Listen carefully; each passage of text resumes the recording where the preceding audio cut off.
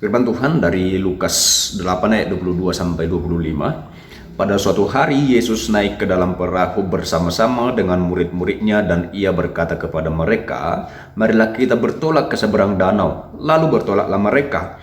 Dan ketika mereka sedang berlayar, Yesus tertidur. Sekonyong-konyong turunlah taufan ke danau, sehingga perahu itu kemasukan air dan mereka berada dalam bahaya.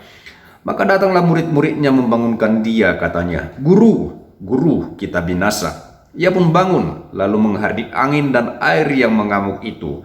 Dan angin dan air itu pun reda dan danau itu menjadi teduh.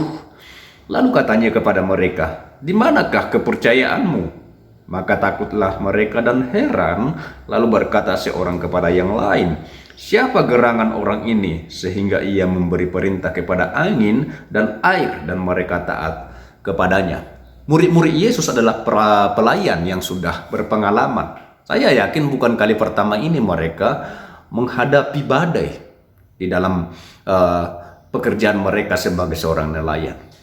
Tetapi ketika badai itu datang, justru Yesus yang bukan seorang nelayan, dia adalah anak tukang kayu, dia bisa tidur dengan tenang di tengah badai itu.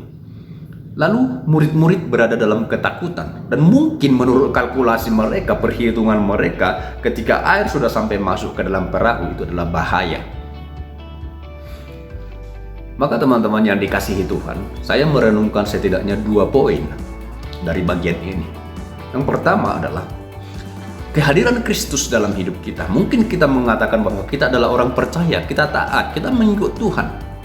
Tetapi kenapa badai masih datang dalam hidupku? Mungkin itu sering menjadi pertanyaan kita.